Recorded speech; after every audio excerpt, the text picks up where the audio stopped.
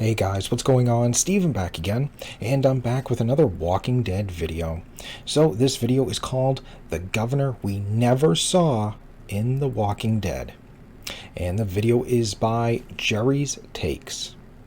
So yes, the governor we never saw in The Walking Dead, because the governor was very different in the comics than he was on the show.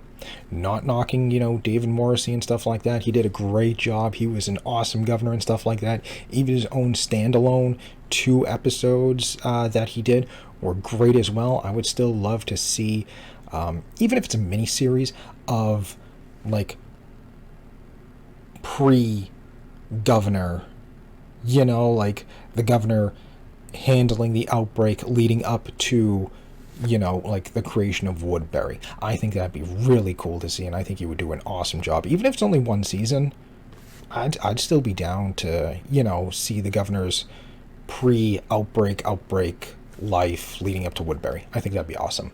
But yeah, he was very different in the comics than we got on the show. Why that happened, I don't know.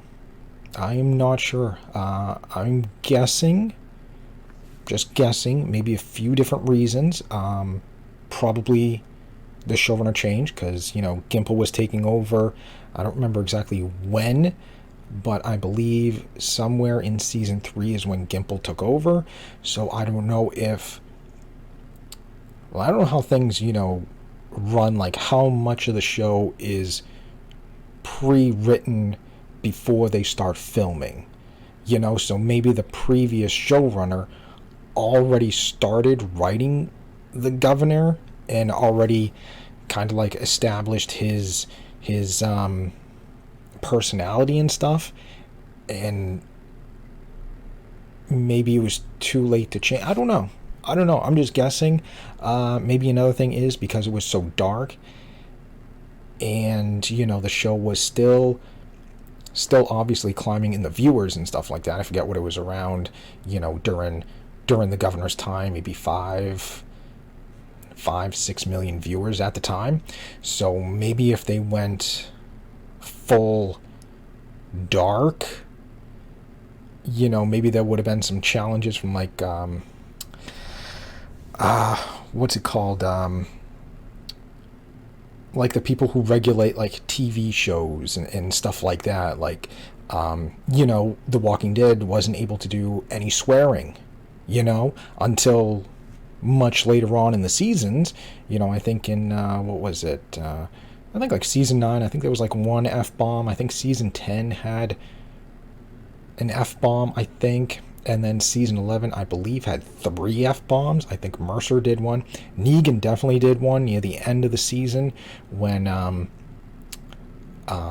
he saw the walkers starting to climb up on a car or something like that, and he's like, what the so maybe that is why. The show is still in its infancy, and maybe the people who regulate the TV shows would have came down hard on them, and it's like, well, we only got like 5 million viewers and stuff, can we handle that? Where, much later with the Negan episode, there was a lot of, complaints and pushback, and I think the people who regulate TV and stuff came down on AMC for how brutal and gruesome and violent it was.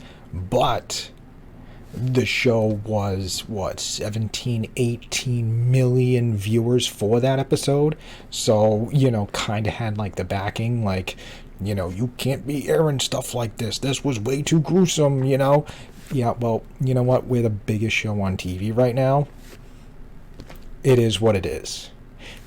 Like I said, I'm guessing. I have no idea why he was toned down. That's just my guess. I'm just guessing here. I have no idea. So yeah, let's jump into the video and see what he says. Here we go.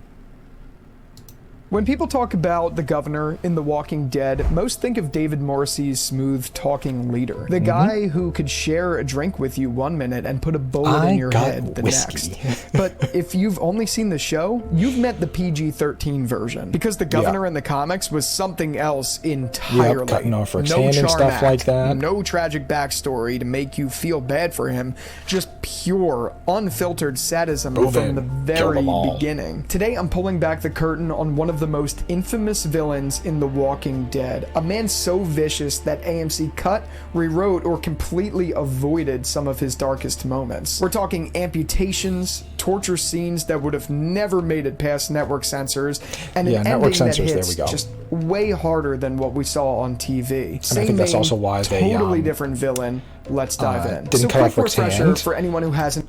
Because Rick was all about that, but I guess Kirkman kind of had some regrets about doing that. Plus, obviously, AMC didn't want to do that because, yeah, just imagine Rick getting his hand cut off that early in the show. You know, that's a lot of green screen and you know, I mean, yes, they did it in The Ones Who Live and stuff like that, and he had his, you know, that glove and stuff, but I think that would have been really challenging. Plus, you just had Merle do the same exact thing. So what are you going to do? You know, cut off Rick's hand and basically do the same Merle thing again? You know, so yeah, I think, you know, that's why they didn't, you know, do the amputation of Rick's hand. Even though apparently Andy Lincoln was all for it and stuff like that, you know, it just didn't make sense. Because, like I said, Merle just did it. You know, it just happened to Merle. Don't want to do it again. So, yeah, plus all the CGI and with AMC kind of being a little stingy on the budget and stuff like that. Rewatched season 3 in a while. The TV version of the governor, played by David Morrissey, is introduced as this almost too good to be true leader of Woodbury. He's charming, well-spoken, and makes you think, wow, maybe Rick's group really could live here. Sure, he's hiding a few skeletons in his closet, or, you know, a Walker daughter in the closet, but the fish tank of AMC heads. framed him as a man who'd been broken by tragedy, someone you could almost sympathize with. And he did a great job. Though, forget the charm offensive. The governor is Philip Blake, and his introduction is basically a giant middle finger to the idea of redeemable villains. From the jump, he is brutal, sadistic, and not interested in winning anyone's trust. He rules with fear, violence, and pure shock value. You don't wonder what went wrong in his past. You just wonder how he's still breathing after everything he's done. And here's the thing, I'm not saying that one is better than the other. They're just completely different characters who happen to share the same name and haircut. Which means the show left a ton of the governor's most infamous stories on the cutting room floor. Probably for certain reasons. And that's what we're about to dig into. The biggest thing you need to understand about the governor is that shift from comic to TV didn't just tone him down. It rewired his entire DNA as a character. In the comics, Philip Blake is unapologetically evil. No moral dilemmas, no moments where you think, maybe he's not so bad. He's the kind of villain you hate instantly and keep hating until his last breath. But on TV, though, AMC just went for the slow burn. They gave him layers, a tragic backstory, glimpses of vulnerability, and enough humanity that some fans actually kind of rooted for him, at least until his true colors came out. And that changes everything. In the comics, you fear him because you know exactly what he's capable of. On TV, you fear what he might be capable of, and you spend more time waiting for that mask to slip. It's the difference between a hurricane that's already hit and a storm building on the horizon. Both are definitely dangerous, but they hit you in totally different ways. So here's my question for you before we even get any further, and I want to see the comments blow up with this. Do you prefer your villains layered and complex, or the kind you just love to hate? I would love to hear your comments down below on that. Either way, let's start with the most obvious, and that's personality. In the comics, the governor is Philip Blake, and he's pure sadism wrapped in a sweaty tank top.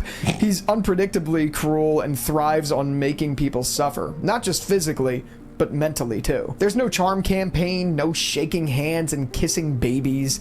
If you're in his world, you're either fearing him or you're dead. Simple as that. Case in point, Rick's hand. In the comics, Rick meets the governor for the very first time in Woodbury, and within minutes, like literally minutes, the governor takes a machete and hacks Rick's hand clean off. No dramatic buildup at all, no intimidation speech, just instant, like pure instant, calculated act of dominance. The message is crystal clear. I can take whatever I want from you whenever I want. And from that moment forward, Rick is permanently changed. He has to relearn how to shoot, to fight, and survive with one hand, something that defines his character arc for the rest of the comic run. The show completely skipped this, at least until The Ones Who Live, but that's a whole different thing. Anyway, Rick keeps both of his hands for the entire Walking Dead series, which most fans chalk up to production costs, CGI complications, and maybe AMC not wanting to permanently handicap their leading man. But that one missing limb in the comic says everything you need to know about how quickly comic governor establishes himself as a force you do not want to mess with. And Rick was not the only one to suffer. In the comics, the governor captured Michonne and subjected her to days of sadistic, calculated torment, the kind of cruelty AMC would never even attempt to put on screen. And as a matter of fact, some of the graphic elements of this, as well as what comes in the Revenge or stuff, I can't even say in this video, so I'm going to try to keep it as tight-lipped as I can by giving you some details, but whatever. Either way, it's the single most personal and disturbing act he commits. I'm talking about Michonne, and it sets the stage for one of the most infamous revenge scenes in the entire Walking Dead franchise. If you read the comics, you know exactly where this is going, Michonne's revenge. After enduring days of relentless abuse at the governor's hands, Michonne escapes, but she doesn't just run. She comes back for him, knocks him out cold, and turns his punishment into an unforgettable spectacle. First, she gouges out his remaining eye, then she pulls his teeth out one by one with pliers, each yank more deliberate than the last, literally. She slices off his fingers, she nails parts of him to a board so he can't move, and through it all she talks to him, letting him know exactly why this is happening. By the way, the whole time he's naked, and there's a lot more details with that I'm not going to get into in this video, but just picture that in your head. Either way, no matter what, she doesn't kill him. That would be mercy. She leaves him alive, mutilated and humiliated, so he can feel every ounce of pain and powerlessness he put her through. Now, the show gives us a nod to this moment, but it's a blink and you miss its scene by comparison. Michonne does stab the governor in the eye with her sword during the prison arc, but that's really it outside of killing Penny. We're going to talk about Penny a little bit later for like a moment, but regardless, there's no drawn-out reckoning, no methodical dismantling of the man piece by piece.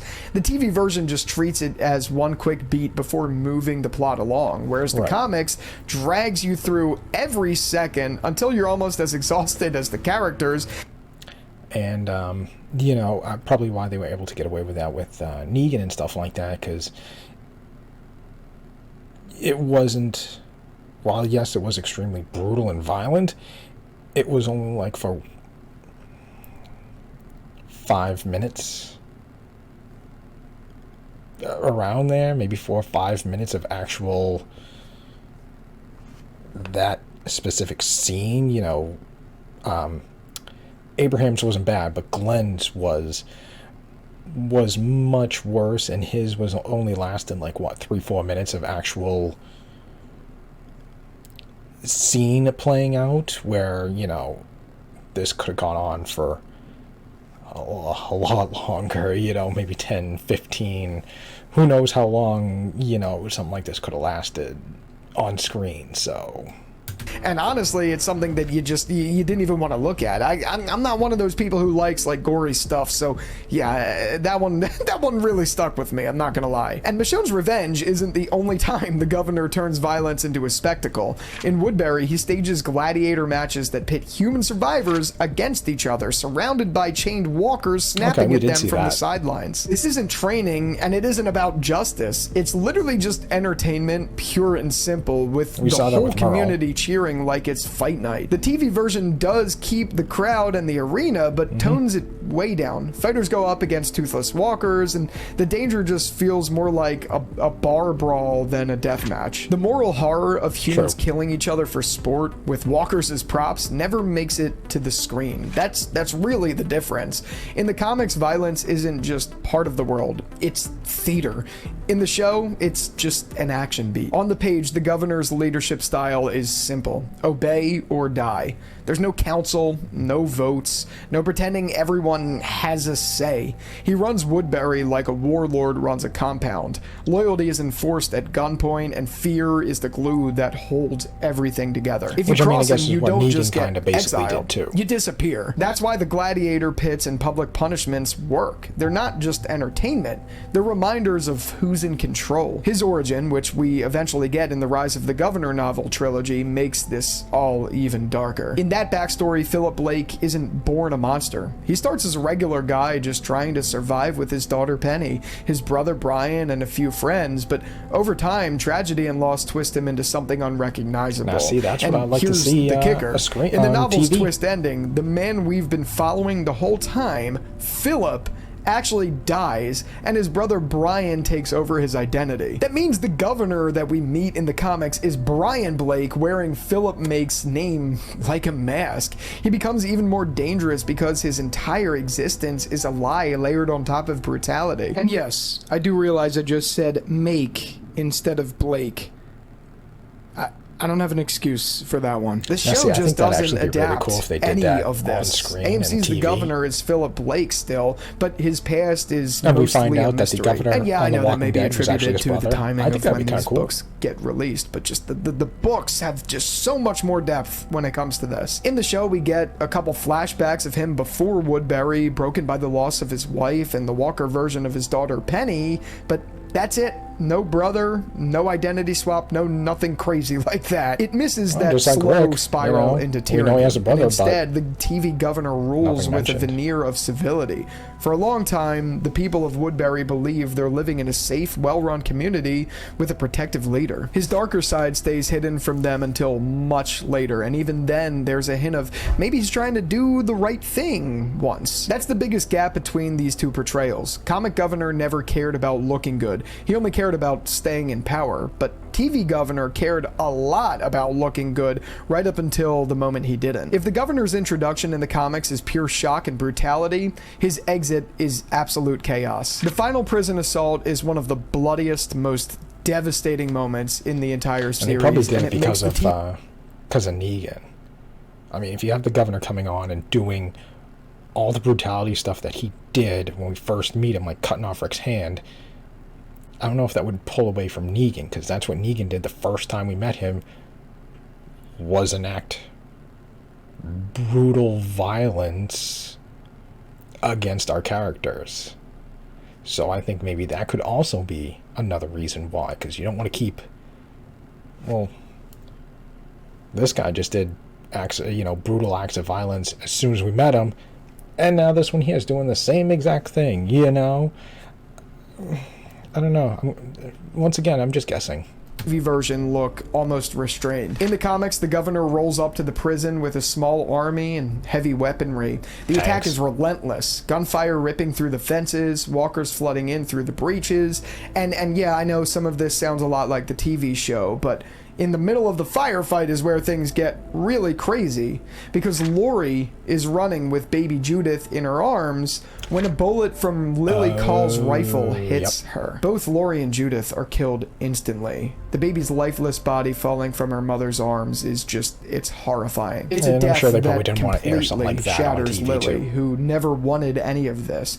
Right before the assault kicks into full gear, the governor also publicly executes Tyrese. In the comics, Tyrese is captured during a raid taken outside the prison gates. The governor drags him into the front lines, forces everyone to watch, and beheads him with Michonne's katana. It's meant to send a clear message: surrender or this'll happen to all of you. It's a brutal power play that instantly raises the stakes, but on TV this moment is reimagined with Herschel in Tyrese's place. The governor still uses Michonne's sword, but The scene is slower, heavier, and more drawn out. Herschel tries to speak and reason until the very last second. And while Tyrese in the comics is a fan favorite, Herschel in the show is an entirely different kind of character. The moral compass, the father figure. Dale. In a lot of ways, he takes over Dale's place in terms of... And I think Herschel's death hurts way more than Tyrese. You know, even if it was swapped on the TV show, it just wouldn't have been the same. You know, I like Tyrese. Sadly, he didn't get, you know, the screen time, you know, they should have, in the role he should have, and stuff like that. Yeah, Herschel's death, definitely more of an impact. Of the, like, on TV, he takes over Dale's place because Dale didn't exist that long, and he just is really a different character. And personally, I think both versions carry equal emotional weight, just in different ways. In the comics, it's shock and intimidation, but in the show, it's heartbreak and loss of one of the most hopeful figures left in the group. The chaos spirals until the governor's own people, exhausted, angry, and realizing this entire attack was built on his lies, turn on him. Lily, grief-stricken and furious, is the one who ends it. She points a gun at him, says nothing, and pulls the trigger. It's not framed as justice from a hero, it's justice from someone who once followed him and now can't live with what they've done. The show takes a different route. By the time AMC's prison assault happens, Laurie's already dead, and Judith survives. And if you've watched my videos long enough, you know how I feel about that, but that's neither here nor there. Either way, the battle's intense, but it's more contained. Fewer civilians caught in the crossfire, less pure mayhem. And the governor's death is framed as a personal vengeance. Michonne stabs him through the chest, leaving him to die before Lily delivers the final gunshot. It's satisfying for fans who invested in the prison arc characters, but it loses that sense of the governor's own people turning on him in disgust. There's no moment where the mob that once cheered him on becomes the executioner. In the comics, his ending is a collapse of the empire he built on fear. In the show, it's a reckoning delivered by heroes. Both definitely work, but they hit completely different emotional notes. Now, to be fair, there are definitely reasons AMC didn't go full comic accurate with the governor. Some of them are obvious, budget and logistics. Cutting off Rick's hand in season 3 would have meant years of expensive CGI or prosthetics for Andrew Lincoln, not to mention reblocking every action scene for a one-handed lead. And Michonne's torture revenge arc, there is no way a cable network in 2013 was going to air some of that graphic, horrible content without gutting it entirely. I mean, maybe if it was on HBO, that's a different story, but you know we didn't get that. I mean, there's also the creative choice factor, because by toning down the craziness and adding layers to the governor, AMC can make him a longer-term villain, someone that you might actually sympathize with before the mask slips. That's a storytelling move designed to keep audiences invested, similar to what they later did with Negan. In the comics, the governor is an unapologetic monster from day one, which makes him unforgettable, but also limits how long you could keep him around before the story just demands justice. So while we lost some of the most brutal, no-limits moments from the comics, we got an entirely different kind of governor on TV. Who was still good. That could fool not just the characters, but the audience too. And just to be clear, I'm not here to tell you which one is better. Both versions are great in their own right. The comic governor is a nightmare you can't look away from, and the TV governor is a masterclass in slow burn villainy. With these videos, my goal is to just point out the differences and show how drastically an adaptation can shift a character's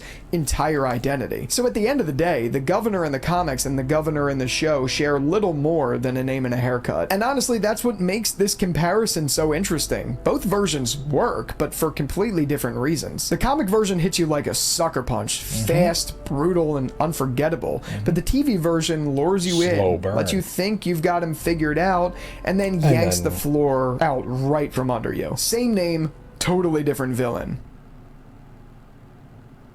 Oh, okay, there we go. Yeah, okay, there we go. Yeah, that was really good. So yeah, that kind of explains quite a bit of why we didn't see him and stuff like that. You know, both versions very good. Obviously different reasons and stuff like that. You know, the governor on TV was more of a slow burn. Don't forget, you know, I think we were going from 12 to 16 episodes, so of course gotta stretch it out. You know, I mean, only that was probably some of the problems with doing the 16 episodes. A lot of filler episodes, and what if they did go that route with the governor, if they were able to, maybe only would have went one season and that was it. Maybe met him, I don't know, season 3, and then by the end of season 3, maybe that's it. That would have been the end of him. But since the episodes start to get longer, now you gotta pad it out, because what would you have done in the beginning of season 4? I mean, yeah, you maybe still would have had, the story might have still played out somewhat the same. Actually, no, it would have, because the prison would have been destroyed. So then the beginning of I don't know. I don't even know how that would have played out. Because then, we had the sickness and stuff like that, because after the first attack, we took in the people from Woodbury, and then that virus went around, and all those people got sick, and we got that awesome Herschel episode. And then, of course, the governor came back, attacked the prison, and the prison was overrun and destroyed, and then they were out on the road, scattered until they regrouped and stuff. So, yeah, I don't know. I don't know how that would have gone, how that would have played out, if the governor just lasted one episode. You get rid of those semi-filler episodes of, the solo governor episodes where, he finds a new group, and, he finds Tara and the other girl, the little girl, and stuff like that. If you got rid of all that stuff there, what would have, I don't know. But yeah, that's what I think. I agree with him on quite a bit of stuff there. Obviously, that would have been a lot of CGI, had they cut Rick Sand off right then and there, because then you're going, season 3, 4, 5, 6, 7, 8, 9 and a half. Seasons of just all CGI, and then we did see how bad the CGI got, even without Rick losing his hand. That deer. Yeah, you remember that deer looking out over the junkyard? Yeah, that was that was some pretty bad CGI also, and that's not including had Rick's hand been removed. Shiva did eat quite a bit of that CGI budget, which is probably why they couldn't wait to, get rid of Shiva as soon as they could, But yeah, I think it just would have been too much. And then, of course, like I said earlier, Merle doing the same exact thing just not that long ago, it just would have felt silly.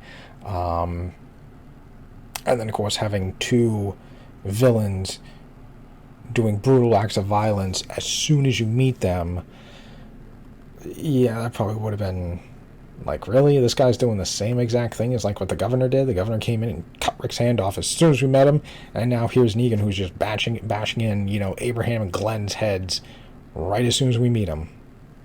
But yeah, I mean, a lot of that stuff definitely wouldn't have flown on TV. Maybe if obviously later on in the show, when the show was much bigger, maybe they could have pulled it off. Like I said, they did with, Negan's arrival and, what he did to Glenn, stuff like that. Granted, there was a lot of, blowback for how violent it was in Glenn's eye and, all that stuff there. And, AMC was kind of able to brave that storm of pushback and, against it. Yeah, probably just weren't able to do it, way back then when the show was still in its infancy and still climbing in the ratings. But yeah, I mean, two different versions of Governor. That one obviously worked well in the comics. This one here worked well in the TV show. You know, just like what's like another character, like different Jokers for different shows. You know, would have Heath Ledger's Joker worked in, you know, like any other show or any other movie, Justice League or anything like that? Like, no, probably not. You know, so I mean, you got different Jokers for different movies that all work together. Well, not work together, but just all fit in their own, you know, their own movies. You know, Jared Leto's Joker, it was good for that movie, I think. You know, would that Joker have worked in any other at the Batman movies? You know, Christopher Nolan's? No, nope, nope. But in those movies there, yeah, that worked. You know, so different characters, different, you know, just worked well in different shows. But yeah, so there we go. The Governor we never saw. I mean, I don't know, still would have been kind of interesting to see some of that stuff there, but it is what it is, you know. He still did you know, David Morrissey still did a great job, you know, playing the Governor. Did like the slow burn of building him up, and all right, this guy's kind of interesting, but he's hiding something, and then you see him go into that room, and, you know, he's sitting there, and there's the fish tanks full of heads, and it's like, oh, this guy's hiding stuff. What else is he hiding? So, yeah, I think he did a good job on TV. And then, of course, like I said, filler. You know, going to 16 episodes and stuff like that, you gotta kind of definitely drag it out a little bit further. So, it is what it is. But yeah, this was a really good video. You know, I'm gonna have to definitely check out some of the other ones. I think I saw one about Carl, and I think I saw one about Negan. So, definitely gonna have to check out more of these videos, because these are really cool. But yeah, anyways, there we go. There's the video. Let me know what you guys think. What do you think about the Governor that we never saw? Would you have liked to seen that play out on TV if they were able to do it? Or do you like the Governor that we got? You know, let me know. And of course, if there's any videos you guys want me to check out, let me know down below in the comment section. I'll be happy to make a video on it. Other than that, yeah, subscribe to the channel, and I will just see you guys next time. See you then.